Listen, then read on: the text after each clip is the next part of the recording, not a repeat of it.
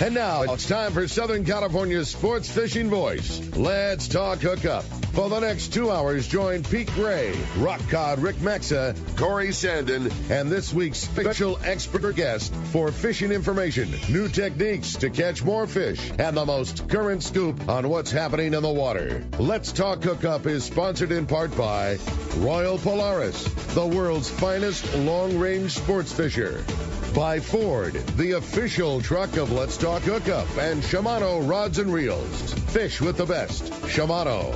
Get ready for the fastest 2 hours on radio with the hosts of Let's Talk Hookup, Pete Gray, Rock Cod Rick Maxa, and Corey Sandin. Hey, good morning, anglers, and welcome to Let's Talk Hookup. I'm Pete Gray with Rock Cod Rick Maxa. We're in the world headquarters of Let's Talk Hookup here, right next to a very busy Fisherman's Landing here in San Diego. Yeah. And we have the man, Captain Tim Ekstrom from the Royal Star here. Boy, fishing is spectacular is the only way I can describe it. So Tim's going to tell you all about it. You stay tuned. This is Southern California's sport fishing voice. It's Let's Talk Hookup on the Let's Talk Hookup app and the mightier 1090 ESPN radio.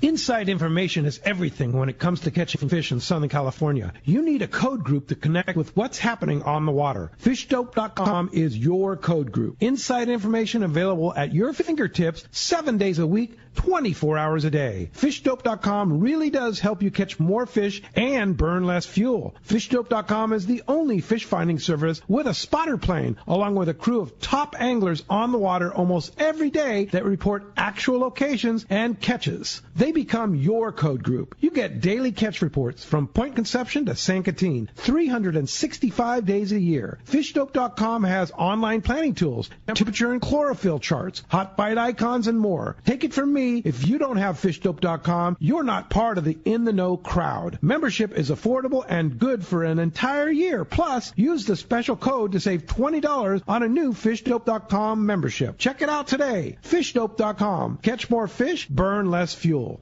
In San Diego, the future belongs to everyone. So Ford engineered the truck of the future for everyone, the Ford F-150, available with a Pro Power onboard generator. What a great addition for anglers. There's also a variety of cab configurations for whatever you need to haul. The truck of the future isn't created for just a few. It's created for us who love the ocean and the outdoor life. Ford F-150. Test drive one at your local San Diego County Ford dealer today. They'll be glad to hook you up.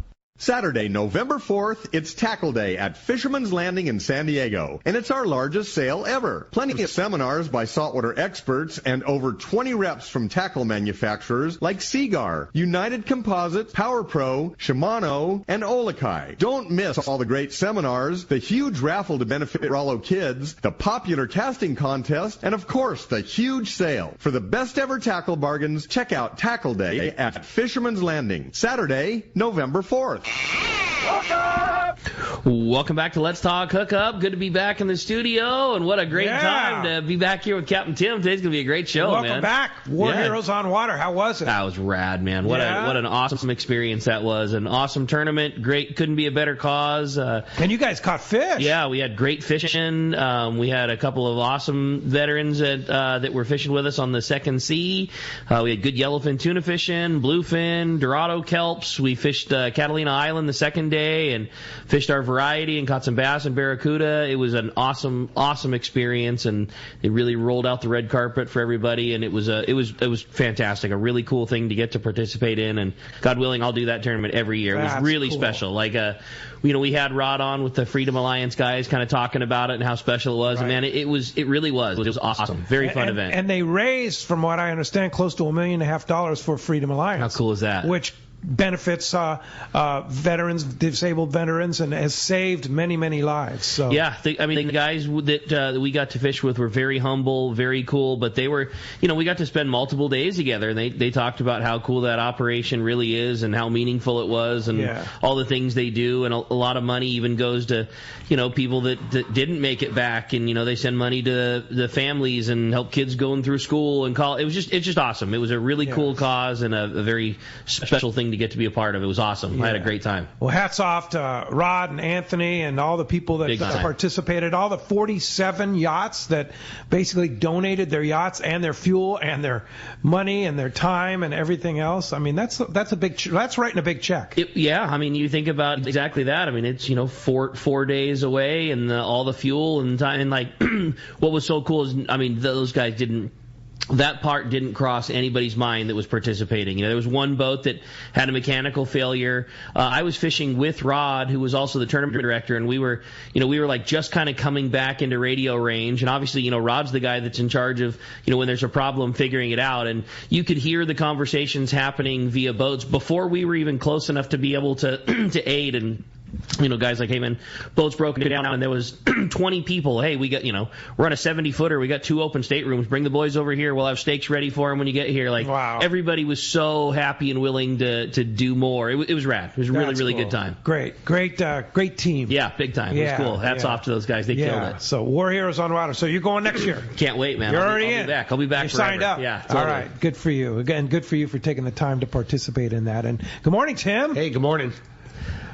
Dude, how about this fishing right now? I don't know whether this could be. No, last week was really good. No, the week before that was really good too, but could be one of the most epic weeks in history. Yeah, it's really interesting to see how this year has unfolded. It's like, obviously there's been such incredible fishing in so many different places. Big time. Yeah. And it almost like, it's like a little by little by little by little. Even in August, remember we talked about in the last short, we're just expecting this massive influx of yellowfin, they're coming, and they just kind of didn't really, but, they slowly trickled in, here and there, but between the bluefin, between the Dorado, between a few yellows, there was always an alternative. There's always something. There's something to fish for, and I get the sense in that yellowfin in particular, it's been here all along. It's just been, it's been down, it's been flighty, whatever. It's been like blown up into a million pieces. We've seen that. You see jumpers for 50 miles. One fish boil here and there. So it's just historically, this is when maybe a little bit later, later in September, but that's kind of been the theme really the last few years. Going on 5 or 6 years now, where September is August, October is September. How true is that? Totally. Think about the last 3, 4 years, 5 years. We've had good fishing for yellowfin tuna in November. Yeah. Yes. And all scratching December. Exactly. Totally. And everything right now points to that same scenario. It sure looks like it. And the bluefin isn't going anywhere. It's settled in. There's hot spots that flare up, but the main point is there's a bunch of it around. Spread all over the place, right? I know it. It's like close and far and in between. It was interesting as heck that storm that rolled through in August. That event was the most. That probably had the most transformative impact on conditions and fishing of any storm that I've seen roll through here. Interesting. And it wasn't that, on a scale, it wasn't that big. Yeah, right. But it actually was. It rolled the whole ocean. And how oddly, how about, you think, hurricane or, tropical system coming up, it's going to push all that warm water up. What did it do? It rolled everything over. By a considerable amount. Yeah. Several degrees. It was cold everywhere. Right, a huge upwelling, and you historically that's what those things do. They suck all that energy out of the warm water. They roll, they bring cold water up from down below. That's what they do, and that's what we saw. That really threw a wrench into the works there for quite a while. Sure, on the beach too. You had to go 40, 50 miles before you started to even see the effects start to loosen its grip. Yeah, and it took a week, 10 days, 12 days for things to kind of reorganize, to get straightened out. And that bluefin, there was that dip where everything kind of, I know there were a few times where all of us were like, what's going to happen? Well, it's almost like they took a ride up north, a little spin, up the Central Coast check or whatever. This out for a little bit. Yeah, and then in one day, all of a sudden, everything filled back in. That was that second week of August, or September rather. And oh my gosh, that was. It's like all that fish showed up again. And typically what we see when fish show back up in an area, they're starving. They're ready. Yeah, they're starving. That's how I like them, starving. Yeah, they're ready to get it on, and they did. I mean, how about that night fishing that happened there? I mean, guys are just one-stop shopping it on 70 to 90 pounders, 70 to 120 pounders, 80 or 90 of them in a stop or two stops. It was out there west of Clemente. Unbelievable. You want to talk about some just... this rivals. It doesn't even rival. It eclipses, the great days of fishing at Hurricane Bank or Clary and the night fishing. You know what I mean? Like Bill Poole said, you say these are the good old days. These right? are. Yeah. But I mean, it's almost like sounding cliche to say, but it really is true. I mean, like, how many times have you been on a 18-day trip and not seen every guy on board with a 100-pounder on? And I mean, it's unbelievable, some of the scores that have happened. Oh, yeah.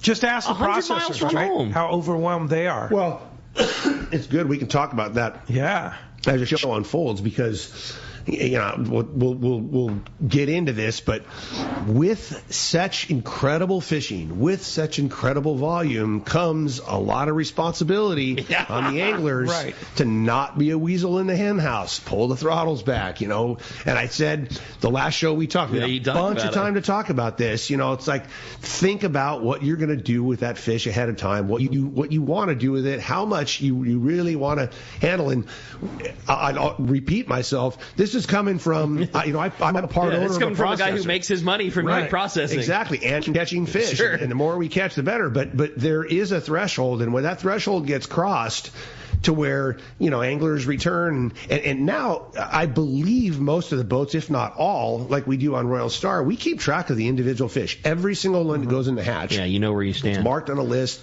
next to the angler's number, in the appropriate species category. So anytime an angler can consult that board that's back there in the bait tank and say, okay, I got 4 of these, 3 of these, 5 of these, or whatever. You could be having a good day, go eat lunch, kind of regroup, and look at the board, and be like, "Ooh, man, I better think about releasing a couple of these things." So is that what you do? It's like if an angler says, "Okay, I have plenty. I don't want a $5,000 processing bill." Can I release now? Is that okay? Absolutely. Whatever the motivation is. I don't mind the $5,000 processing bill. Yeah, let's get that right. Yeah, that's okay. All kidding aside, I just don't want to see any of this fish, any of this bounty wasted or not appreciated, or just there's just such an overwhelming quantity that, I mean, I've been there myself where I get a couple bluefin filleted, I got a 100-pounder and a 50-pounder, whatever, bring it home, you get the giant cooler sitting in the back. Hey, sometimes it can be hard to give that much fish away. 100%. I mean, I'm the most popular man in the neighborhood. For sure. Fresh bluefin. It's like, and pretty neighborhood rolls up and it sees Tim with a white cooler in the back. Hey, look at this. But I mean, 100 pounds, that's a lot. Yeah. That's a lot. It's like, who else do I know? Who else do I know? Pretty soon, and you're down there at the boatyard, you're down there at Marine Exchange, which is all great. But you don't have to do that. That's right. You don't have to do it every time. And I know that can become burdensome. So I'm so, guys, it's been my crusade. Everybody's heard it on here for a long time. Be responsible about how much you take. You just don't, let them go. 2 or 3 of those 100 to 120 pound bluefin, that's so much fish. It's a ton. Yeah. And your limit's 6. If you have a place for all 6 of those and family and friends, you're good. Take them. But if you're at the dock, I've seen it a couple times where it's like a couple that goes out, right? And now you got 12 of them.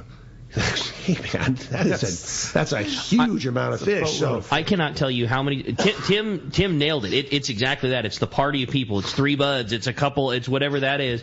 How many times guys have been in the shop and look straight up. We have those big giant kill bags, which we always sold kill bags for 2 guys going in a skiff, trying to ice down their big tuna. Now there's so much fish. I mean, guys are going to drive back up to Central California and literally they each brought a 50-quart cooler and realize dude, they've got a truck bed's worth of fish. You know, like, we need 2 of those giant bags to get our fish home. Yeah. I've packed many of those over there. trying to get the zipper closed. Exactly. You tie a strap around it. So be responsible in what you take. Absolutely. Absolutely. You know, in times of bounty, once again, you really have to, you got to pay attention to that. You got to be keenly aware of what you're taking. And the one thing I would say that, release fish all day long. We're happy to.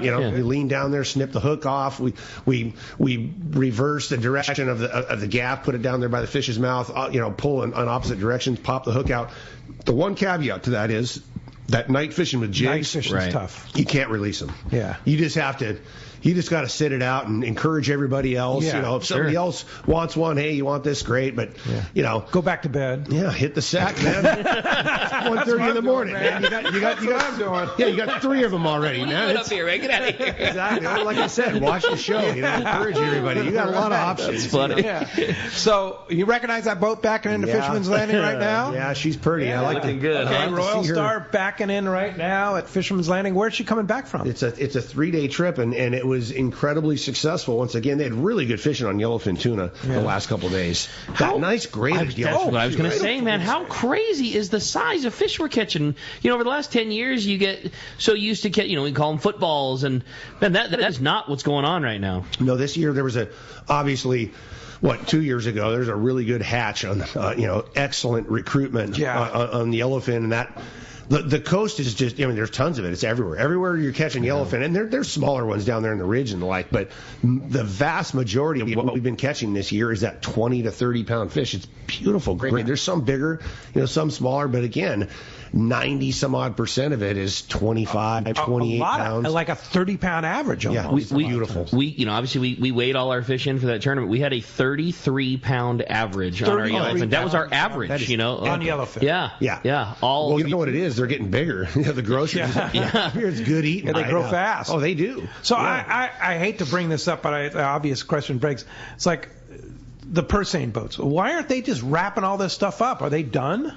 I don't know if they're done. I mean, obviously they're catching elsewhere. There's good fishing going on. Good fishing all over the place. Exactly. You can bet it's good wherever they are at. Yeah, because I don't want to. I mean, they know where it is. I mean, there's no question. They're good fishermen, but it's. I guess we're thankful that they're staying somewhere else. Yeah, right? there's a really good year. There's an abundance, and they're just like us. They're going to go to the closest possible place, where they can be productive. So they don't need to come up this way or come up on the ridge or wherever else. Great, and keep getting them, boys. Glad you're doing good. Yeah, keep it rolling. Exactly. So, what's on tap for the Royal Star here? Some unusually different short trips in late September here, right? Well, we got a couple of 3 days that we threw in there, and we're actually adapting our schedule. I mean, look at the fishing. Yeah. What are you talking about here, right? How could you not? It used to be, you want to run your shorter trips in June, July, August, and then start running longer trips in September. Well, the last 6 or 7 years,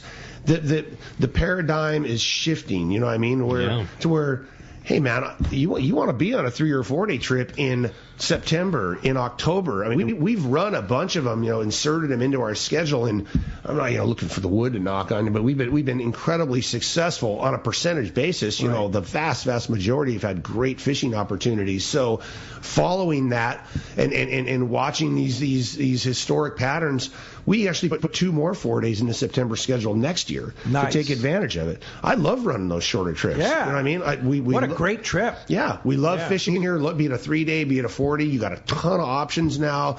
And this time of year, typically the water is warmer up and down the coast, so it really does open that coastal door. If this craps a bed up here or falls short, whatever, you can roll down and fish yellows, look for yellows somewhere down along the Baja coast. Sure. There's a lot of options available, and this is the time of year to be on those short ones.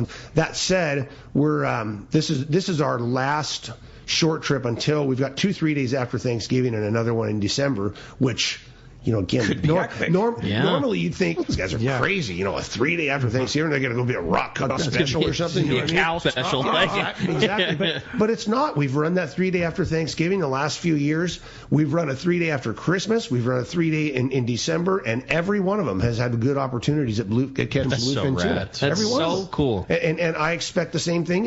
Short of a storm showing up or something, I expect the same thing this year. What a cool trip that after Thanksgiving one is too, because it's potentially easier on a guy's schedule. You got holiday time off after that anyways. I mean, you're able to slide out, get the full offshore big Royal Star experience and take little to no time off of work to do so. Yeah. So Friday morning after Thanksgiving, load up on turkey, show up at the boat. Yeah, exactly. Saturday, Sunday, fishing on the water, back home Monday. Spots available? I don't think so. No. We did put another one in because we had that's at the back end of that week. I'll take a quick look. I don't think so. We can check it out. Yeah. But one thing I got to tell you while you're checking that out is we had our Let's Talk Hookup 4-day Royal Star trip, and Ron Lane went as our Let's Talk Hookup representative. Ron Lane had never been on the Royal Star, and he was like, "Oh my, that boat." The food, the crew. He kept on talking. The crew was unbelievable on that boat, and they caught so much fish and had so much fun. He was just raving about the boat, the crew, the food, everything, every aspect of the operation.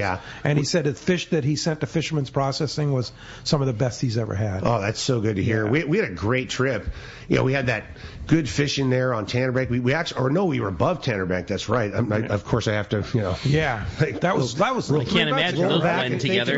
No, we had an epic night bite on that trip. Yeah, epic. That was my son Duke was on that trip. Yes, that was just God, what a magic experience. Cool. Get on the personal side here, but what a magic experience. I mean, my son Duke. He was a deckhand. Yeah, he was working. Everybody was fishing with him. Needless to say, we've chronicled his development on Royal Star since he was 3 years old, but he's very, very good when he's working on the deck. And we just got this ripper, night bite, all whatever they were, 70 to 150s. And I mean, everyone had one on for an hour, hour and a half. It was game on, man. I mean, we were on the ropes. Mayhem. Yeah, we were just huffing and puffing, but to be there shoulder to shoulder with my son. That's pretty cool, dude. That's grinding it out. Both all of us were. I mean, it was a magic experience. It was, and an incredible stop. And then we caught so much of that bluefin. It was such good fishing. I was like, man, we're gonna get out of here and go look for some yellowtail. We got plenty of time, and we rolled down there. Just so happened there was great bluefin fishing, so the whole fleet was up there focused on that bluefin, and we rolled down there to Cortez Bank on the south end and just had the whole place to ourselves. That's so rad. Ripping big enough. Oh yeah, beauties. Yeah, 22 to 28 pounders, 30 pounders. It was just. It was fantastic. Gotta love it. Speaking of Duke has started his college career at Vanderbilt. People want to know how he's doing. He's been doing great. He's in the opening round, so they're it's all training and preparation. He's getting his shoulder back fit and started his throwing program come November. He's so far so good. I mean, he's loving the experience. Is he? Yeah, he's a guy's doing guy. Well in school. Yeah, he is. But he's a guy's guy. I mean, to switch from a boat to a baseball team, to a locker room. No big deal. It's a easy transition. Yeah. Well, as you can hear, we have a great show lined up for you today. Always so much fun having Captain Tim in here, and so much fun stuff to cover, and we're looking forward to talking to you. If you want to be a part of Let's Talk Hookup this morning, give us a call at 213-432-1090. Again, 213-432-1090. How you reach us here this morning. Going to be a great show. Very busy on the phones. Also very busy on the text. Such an easy way if you want to get your questions in. Text the show. It's a very popular option Let's Talk Hookup. The only way you can send in a text message is through the Let's Talk Hookup app. If you don't have it already, you should sure download it. Such an easy way to send your text questions in, and you can catch all the archive shows. You can, if you got something going on the weekend, you can catch up with Let's Talk Hookup during the week. Listen on your drive home. It's a great option, that Let's Talk Hookup app. And again, it's the only way that you can text in your questions to the show. Make sure that you include your contact information when you do, because if you win the big prize, we want to make sure it'll make sure that we're able to get it to you. And speaking of a great prize, what a killer prize this one is today. Someone is going to get to go fishing on board the Liberty for a full day trip at a Fisherman's Landing. And if you have been following along, those guys have been absolutely crushing it on the Liberty. Yesterday, yet again, fantastic fishing. So cool to see. I mean, on a full day trip. Yes. They're leaving the dock at 5:30, coming back at 5:30, and with fantastic tuna fishing, bluefin, yellowfin, everything. I mean, day after day after day, those guys are just doing a tremendous job. And somebody at the end of today's show, whether it be a caller or a texter, which will be decided by the prize going to the end of the show, is going to get in on that crazy good fishing there. So yeah, fantastic prize, great opportunity. Again, send us your text or give us a call, 213-432-1090. When we come back, we're going to be taking those phone calls. So much cool info coming your way. You stay tuned. You're listening to Southern California's sport fishing voice. This is Let's Talk Hookup on the Let's Talk Hookup app and the mightier 1090 ESPN Radio. Here's John Ireland for Rancho Leonero. You know, the ranch is unique. It's one of the few places in the world where you can still drive ATVs up the beach. We have fishing from the beach. We have dive trips that we run to Pomo in a number of different spots. Kayaking, of course, has been real big. We were one of the first hotels to introduce kayaking. The ranch is small, you know, it's intimate. It's 34 rooms, so everyone gets to know everyone. The old saying, where everyone knows your name. Well, truly at Rancho Leonero, the employees do know pretty darn near all our guests' names. And what's even more interesting is most of the guests know each other's names. Very personal, very intimate, and a special environment. 2 miles of beachfront, a mile on either side of the hotel. Rancho Leonero is really the last of the old-style Baja fishing resorts. 1-800-646-2252. 1-800-646-BAJA. And RanchoLeonero.com. I'll personally guarantee your best fishing experience and vacation at Rancho Leonero. Hey, this is Rosie with Cedros Sport Fishing. We have always been the leader in fishing trips to Cedros Island. We have set the bar even higher with our second lodge opening for the 2022 season. Side-by-side lodges sitting on the cliff's edge with relaxing ocean views. With direct flights departing through the CBX in San Diego, we are committed to providing first-class service to our guests and an unforgettable fishing experience. Come check out the yellowtail and calico bass capital in the world. Nobody does it better than Cedros Sport Fishing. Call me at 619-772-7570 or check us out at cedrosportfishing.com. As the inventor and world leader in fluorocarbon, Seagar has you covered with 4-liter choices to help you catch more fish. Gold Label is Seagar's thinnest and strongest leader. Fluoro Premier has a thin diameter with high break strength and softness. Blue Label is tough as nails with incredible abrasion resistance and impact strength. And Pink Label is the choice for tough light conditions. From 2 pounds to 400 pounds, pick up a spool of Seagar at your favorite tackle dealer or visit Seagar.com. For quality, the Islander out of Fisherman's Landing is a favorite among anglers. But Islander Charters is much more than great fishing. The quality of the captain and crew, as well as the great meals and service, speak for themselves. Comfortable staterooms, a super clean and well taken care of boat are just a few of the reasons the Islander is so popular. The Islander specializes in 1.5 to 5 day fishing. Experience the Islander difference. Visit IslanderSportFishing.com. Saturday, November 4th is Tackle Day at Fisherman's Landing in San Diego. Seminars by saltwater experts, great deals on tackle, top tackle reps like Aftco Psycho Pro Fluorocarbon, and incredible deals on Aftco clothing. Tackle Day at Fisherman's Landing, Saturday, November 4th.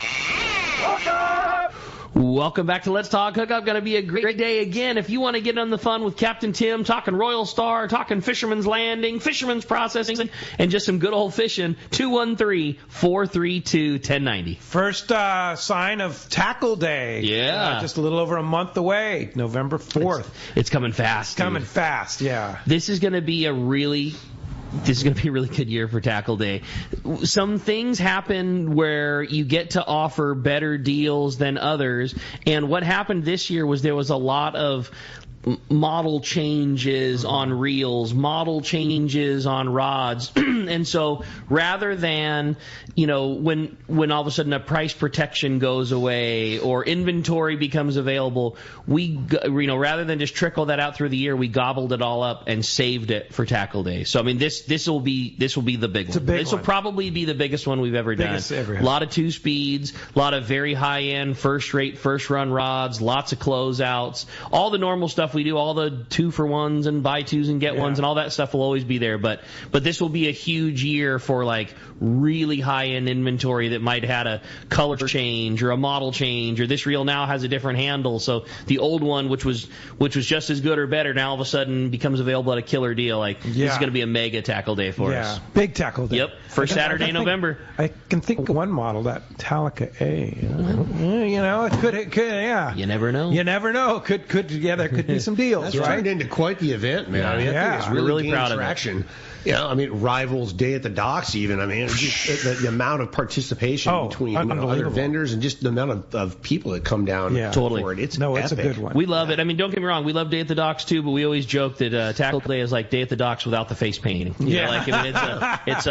It's 20 or 25 hardcore saltwater. I mean, all the who's, all the major rod and reel manufacturers, and then we've really tried to do a lot of like niche cool stuff. We talked about on the show a couple weeks ago. There's been so much focus on the vertical jigging, and so we've got some of the real high-end, manufacturers of the jigs and like the expert young guys that are super into it, doing seminars talking about how the fishing is and how the gear changes. It's just going to be good. Yeah, it's going to be a really, really cool event. We're pumped. I mentioned something about that earlier in the year on our daily narrative, and just as a heads up to everybody, if they've got some of those young experts that can give some pro tips, if you will, make time to come down and sit in, because it makes a huge difference. And that's coming from a guy who, I've fished alongside those guys that have they've got the young group of hotshot jiggers on there. And, we've got our regular groups of guys who, they come out once a year or whatever, and they're into fishing, but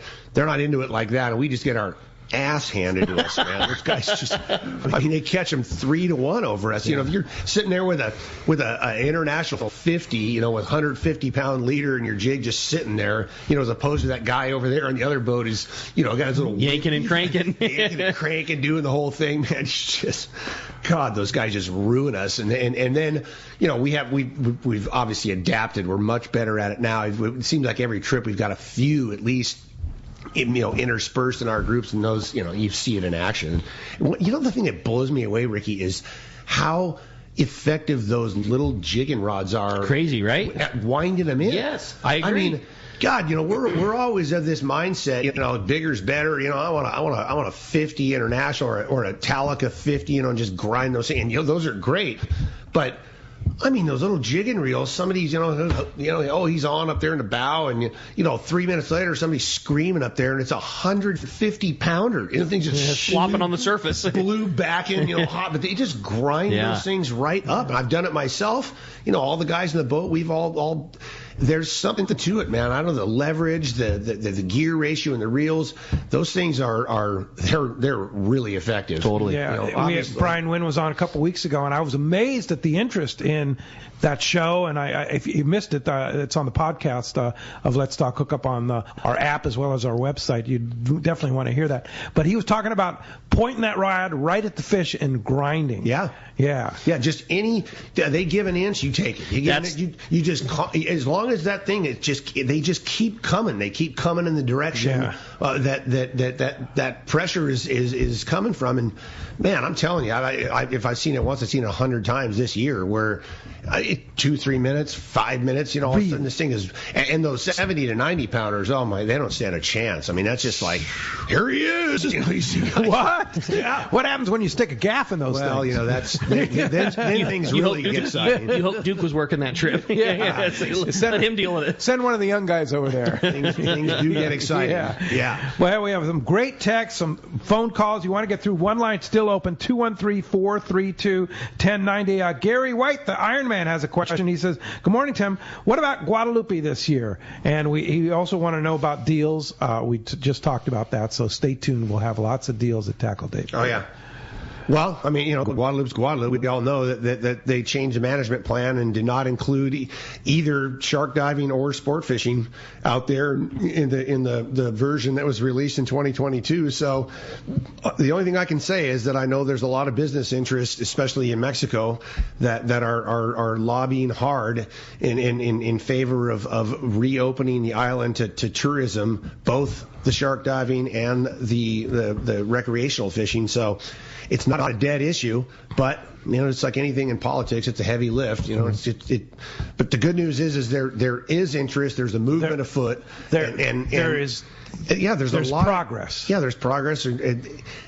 There's a lot of economic benefit to be realized down there in Mexico, Ensenada. I mean, there's a lot of money at stake. Everybody knows the last year we were fishing out there, everybody was paying basically $75 or $80 a day per day. Per person. That's in addition to the fare on the boat, and that was a charge that Mexico came up with to generate more revenue for the benefit of the reserve, right? Well, you can imagine $75, $80 a day per person on every long-range boat down there, on every dive boat. That was a big pot of money at the end of the year. And now all of a sudden that's gone. It's gone. They closed the island. Probably now they go, whoa, maybe that was not such a good idea, right? Tens of millions of dollars, a lot. Yeah. A lot of money. And as long as it can be demonstrated, which I think unequivocally it is, that there's no significant negative impact on the environment.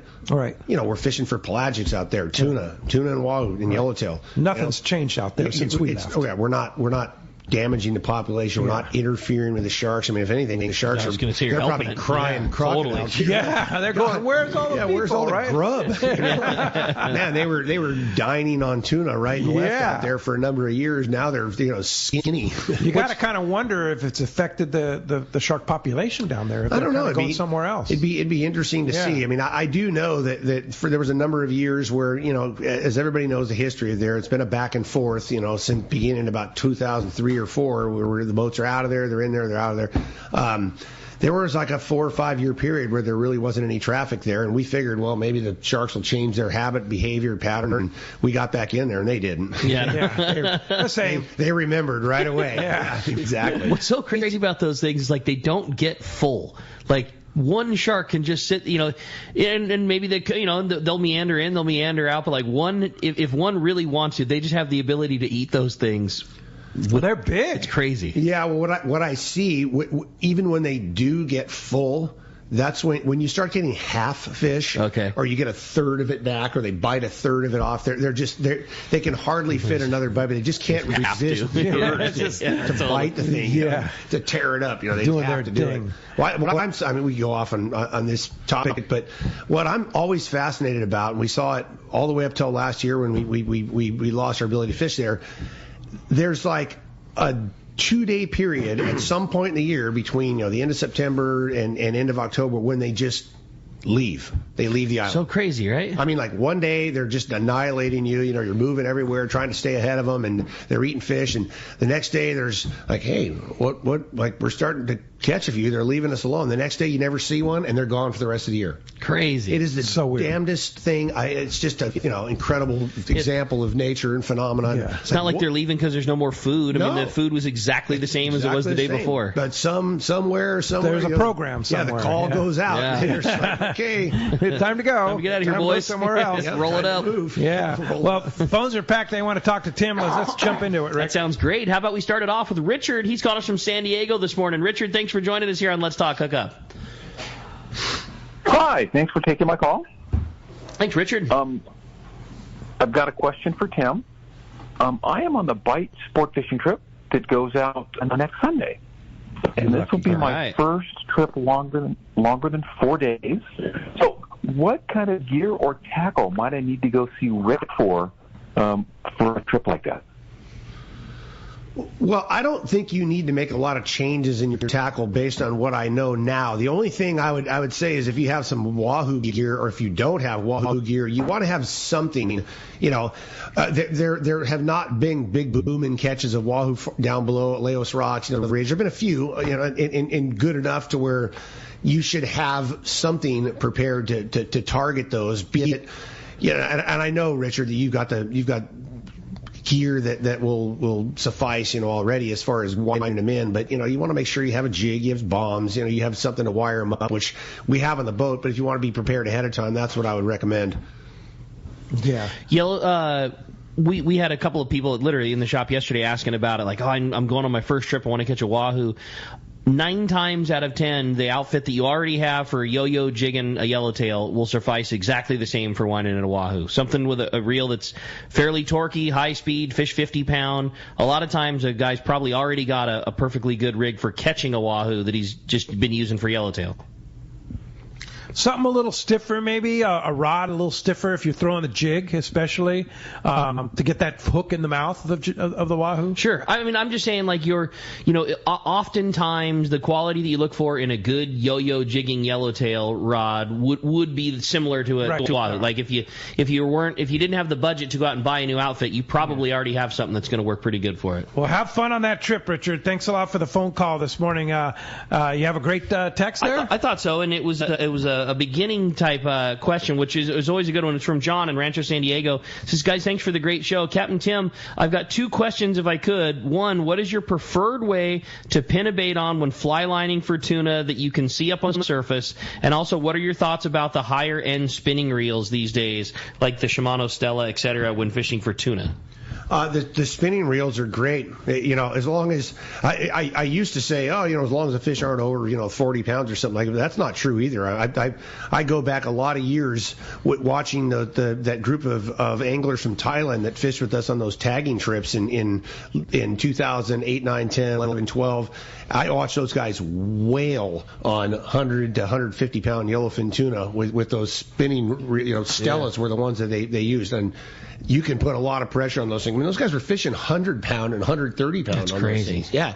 So, is your average angler ready to do that kind of battle on a big spinning reel? Not really, but for fly lining baits, especially this local tuna, they're fantastic. You can really whip one way out there.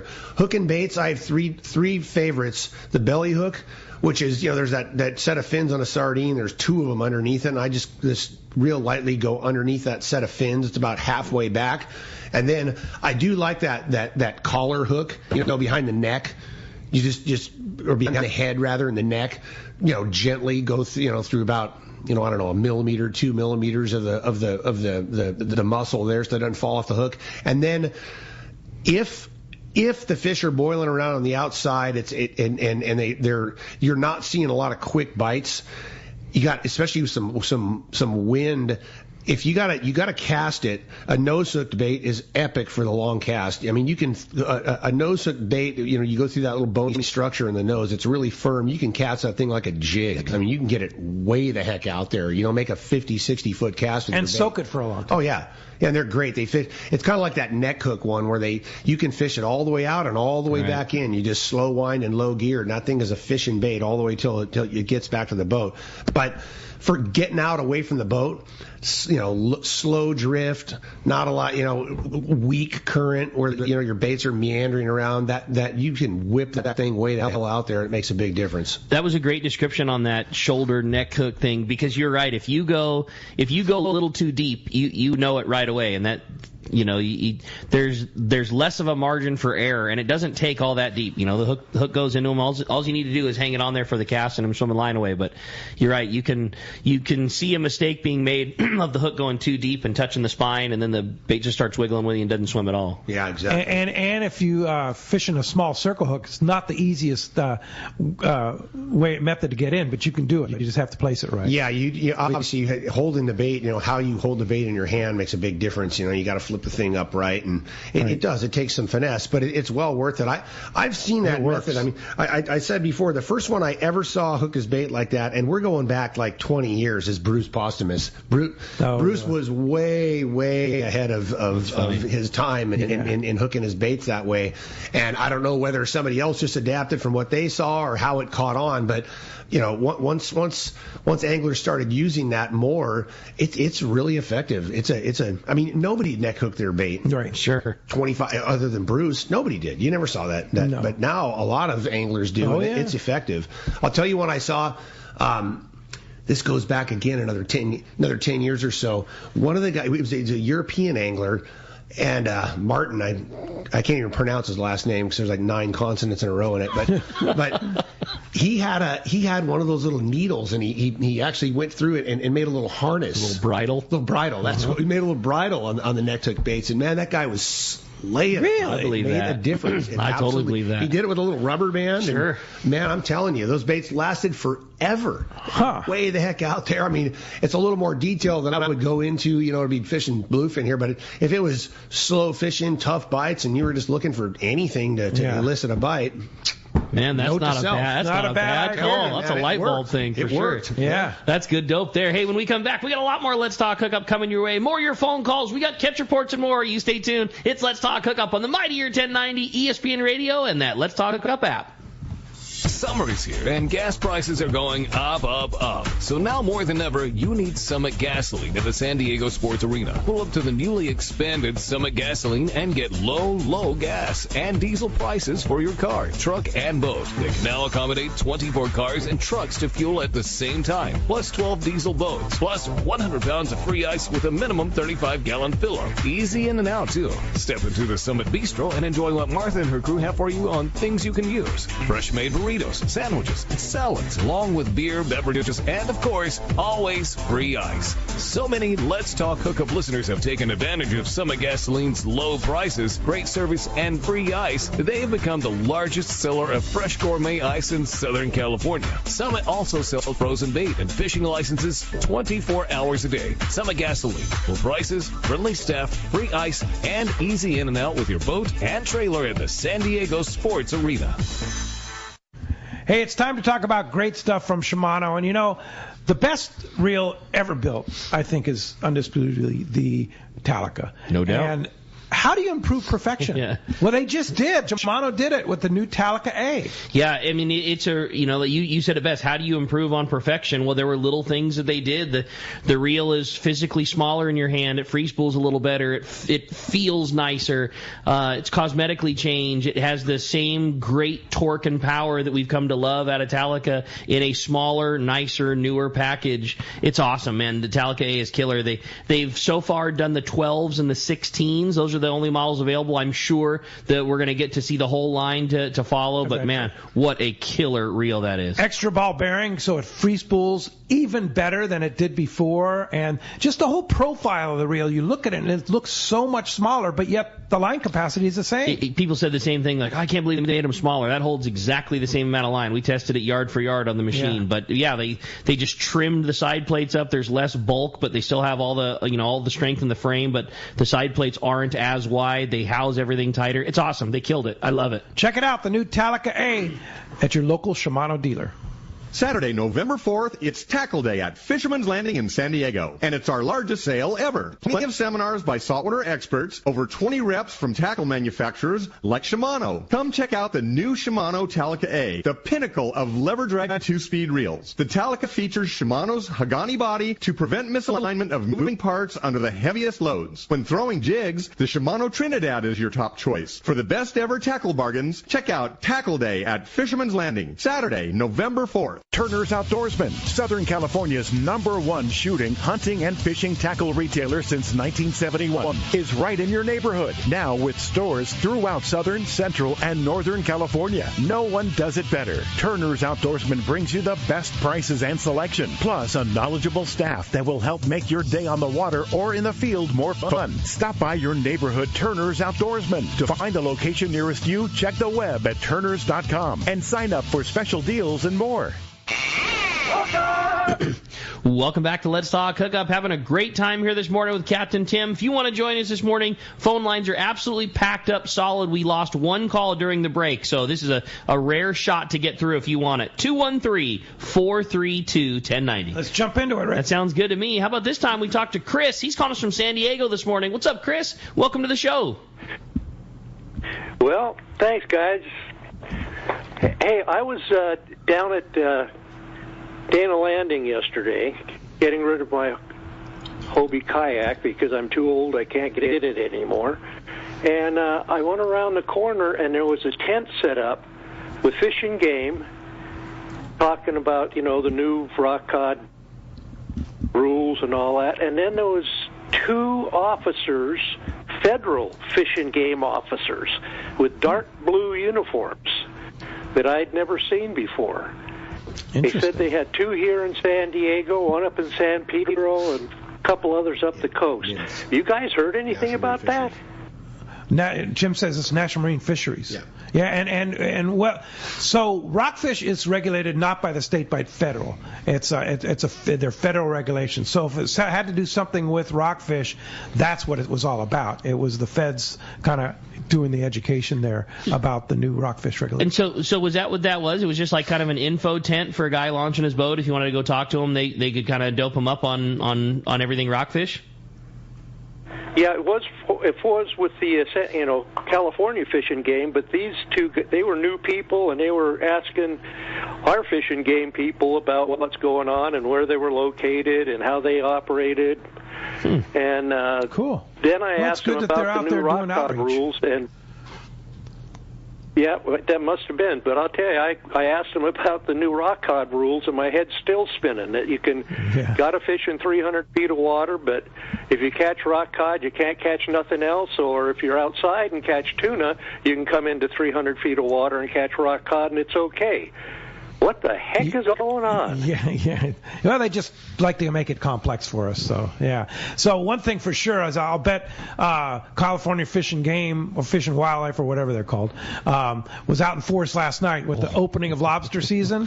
The bay looked like a Christmas tree. It's electric. Yeah, it was unbelievable. I was checking it out from the house last night. It was there were a lot of boats on the water. I bet there were. Yeah. And I'm sure some successful limits wrangled out of there. I'm sure, yeah, and I can't imagine how many tickets Fish and Wildlife issued too. Man, we say it every year. There's not a thing that Fish and Wildlife is more proud of than the California spiny lobster. Oh yeah. So don't mess with it. If you're not sure, just chuck the thing over. Like $800 ticket right there per infraction. Per infraction. Exactly. And they have no problem writing you a couple of them. Oh yeah. And if you're a boater, I might add too, the commercial guys are placing their traps already. So just be aware when you're leaving the bay, there's traps everywhere. So just watch yourself. I think it's going to be a good year, man. Yeah, for sure. Hey, thanks a lot for your call this morning. Mario in San Diego has a good text here that he did on the Let's Talk Hookup app. I've been listening for decades. Can you please explain the short rods with the offset eyes that are used for knife jigging? What are they called? Are these all custom rods? We talked a little bit about the short rods for doing the knife jigs. What are the ones that are like have the offset eyes? It's called an acid wrap. Is that right? It's commonly called an acid wrap. It used to be called a Roberts wrap back in the day. But yeah, it's the first guide off the stripper guide, the first guide closest to the reel is set at its normal orientation, and then as the rod bends, the rods spiral and end up underneath the rod. I've never been a big fan. The theory behind it is that it keeps the rod from torquing as much side to side. Your line naturally wants to fall underneath the blank. Sure. So those are the theories that have always been said, and there might be something to it. I've just always grown up like I've never one time thought that, man, I can't believe how much this rod is torquing because my guides are straight up and down. Like I've never felt that it be a problem before. I did get one explanation from Steve Carson, who is the most tackle expert as they get, and I did like it. And he said that some of those guys that are really speed jigging, you kind of lift the rod up and you turn the handle as the rod's coming down, and you can imagine as the rod's going up and then flying back down, you're introducing a little bit of slack into the line, like you potentially have a loop of slack. He said with a standard set of guides, it can wrap your tip easier, and if you can imagine the spiral guides where the tip is now pointing down, it's just a flat spot, so the line will then roll off the blank. So he liked that. But the last one to counter, so there's no right or wrong answer. Let me say this: the last one was Gavin from the Pacific Queen, and it was funny. A regular of the Royal Star who's really into that, Stuart Exall, like he's a huge believer and lives overseas where that style of fishing is not a new fad, and he talked about how important it was. It was a funny debate, and then hearing Gavin, who's new to it but sees extreme success. The Pacific Queen, those guys do a great job. Gavin Kevin was talking about how much he disliked seeing those guides because they tend to pile the line up on one side of the reel. And he said guys get so into the rhythm of jigging that their line is often not stacked right. And he talked about seeing it being a semi-common problem of guys that would get their line piled up so bad on the reel because those would favor piling line to one side of the reel or another. So again, I don't think that you could say one is right and the other is wrong. But that's good information. That's kind of the lowdown. Do you see those acid wrap rods on the Royal Star? Yeah, we have a couple of them. Yeah. I have not seen the line piling. In theory, I get it, and I could see that happening. But typically, the anglers that use those rods are a little more advanced and sophisticated, and in their angling methods, and they don't pile the line. Mm-hmm. You know what I mean? They're like, black diamond. Sure. Use a ski analogy. You know, that guy that's going off cornice. You know, exactly. As opposed to the bunny slopes. So anyway, I think that because of that, I don't see that issue as much. I'm like you. I'm indifferent. I mean, for sure, I know Stuart, he fished with us forever, and he loves those things. And a lot of the anglers from Thailand that we hosted, they also used those with great success. Yeah. But it's just something different. Yeah, that's cool. Yeah. Corkscrew thing going around. Right on. I always joked when I was a kid, I'm like, man, the only reason you want to do that is so that the guy standing next to you and he's forced to ask you about it. Hey, check out my rod. I had to go upside down. Exactly. Yeah. Hey, let's jump back in the phones. I think there's something to it. Yeah, there's something to it. All right. How about this time we talk to Rex? He's calling us from Santa Margarita. What's up, Rex? Welcome to Let's Talk Hookup. Hey, good morning, guys. I've got a question for Tim. All right. I've always been impressed by how smooth and comfortable the ride is on the Royal Star. It seems like there's very little rocking and rolling on it, even compared to boats of a generally similar size. I had back-to-back trips a few years ago and got off, I think it was about an 85-footer, and got on the Royal Star a few days later. And there was a very, very noticeable difference. Tim, is that due to the length width of the Royal Star, hull design, or something else? Thanks. I'll tell you the number one thing that Royal Star has, and no other boat in this fleet, the center fuel tank is a stabilizing tank. Oh. It was designed to, all tanks have baffles in them to keep the free surface at a minimum, but that tank actually has, it's like picture a wall right down the middle of the tank, and there's big crossovers in that wall, a big piece of pipe that are welded in there. And when the tank is at full capacity, it's not really doing much, but once we reduce the capacity down to 2/3 and half full, it stabilizes through the transfer of liquid to the downwind side. It uses the free surface effect. So imagine the boat rolls sharply in one direction. All the fuel in that tank, whoosh, rolls to the downwind, the downslope side, and it slows the counter roll. Almost like a gyro. Exactly. So the boat, what you'll notice about it when we have that tank really working right, the boat doesn't build momentum. You get on a boat where it's like you start rolling, whoa, snap forward. Right? It just keeps going, and oh god, it takes forever for it to come back on the level. Royal Star, she goes over once and comes back up, and that's it. It's over. Yeah. Huh. And, so is that the first tank you suck down, or generally we do a lot of. I'm glad you asked that, because we obviously got a lot of experience with the boat, and I know how she rides. Years? I've been on there since 1992. I've been running that boat. Like, think about that. Yeah, 32 years. Yeah, 32 years this year as captain. I've got over 5,000 days and more. I mean, it's really amazing the amount of time I've spent offshore on her.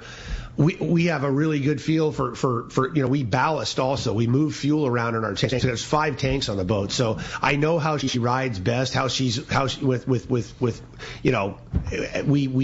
move fuel to favor whatever the sea condition is. If we're going up into the sea, we move a bunch of fuel back. We have a transfer pump in the engine room, so we take fuel out of the tank up forward and move it to a tank in the back to lift the bow, so you're not just smashing into them. The bow lifts. Yeah. She also. She drifts beautifully when the weather's up with weight in the stern, because that cabin. When you're drifting broadside, the wind actually pushes the cabin down a little past parallel, I'll say, to the sea. Mm-hmm. So you'd start taking the seas on the upwind corner rather than just laying in the trough and whiplashing back and forth.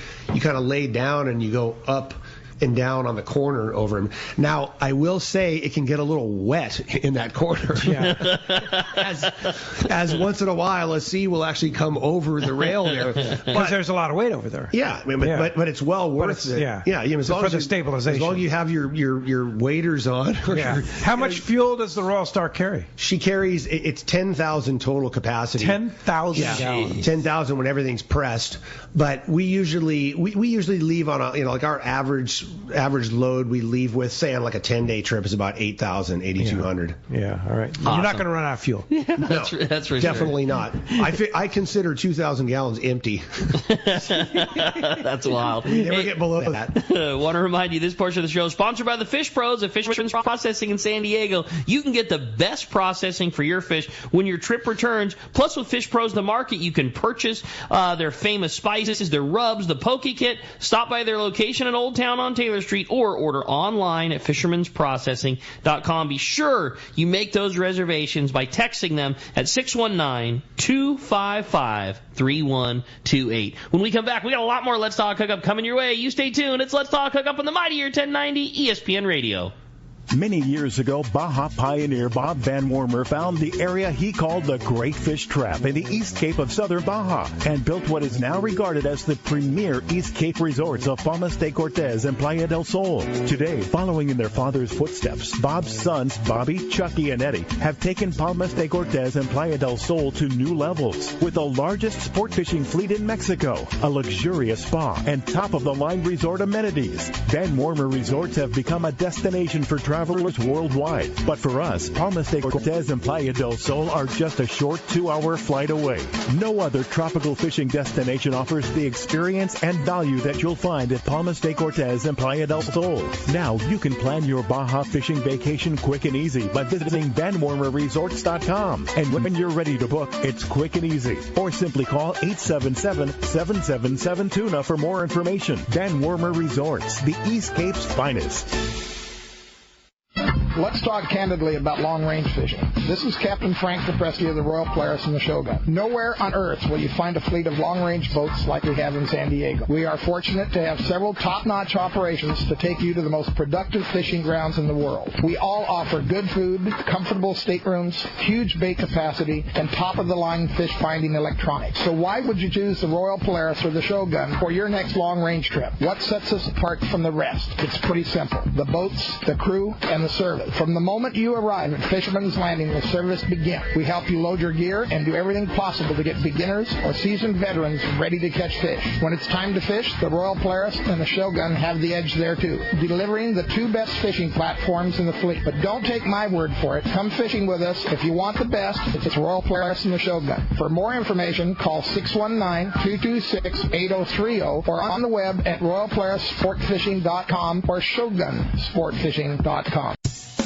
Lobster season is here. It's time to gear up with the best in the business. Promar, based in SoCal. Promar knows lobster and makes everything you need to catch these tasty critters. The Promar guys are hardcore lobster fishermen and have designed the most successful hoop nets and accessories on the market, including the Ambush Series hoop net line, the original hoop net designed for SoCal lobster hooping. Visit Promar on Facebook or on the web at promarahi.com.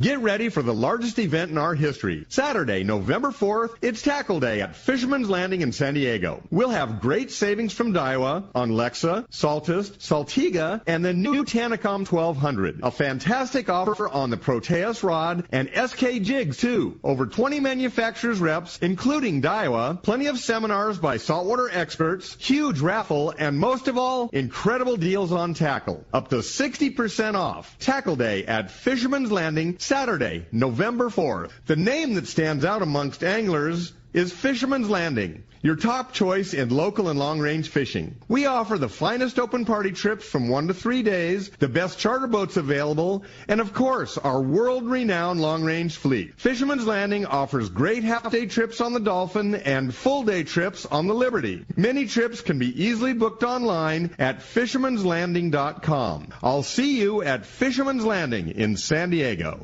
In San Diego, the future belongs to everyone. So Ford engineered the truck of the future for everyone, the Ford F-150, available with a Pro Power onboard generator. What a great addition for anglers. There's also a variety of cab configurations for whatever you need to haul. The truck of the future isn't created for just a few. It's created for us who love the ocean and the outdoor life. Ford F-150. Test drive one at your local San Diego County Ford dealer today. They'll be glad to hook you up.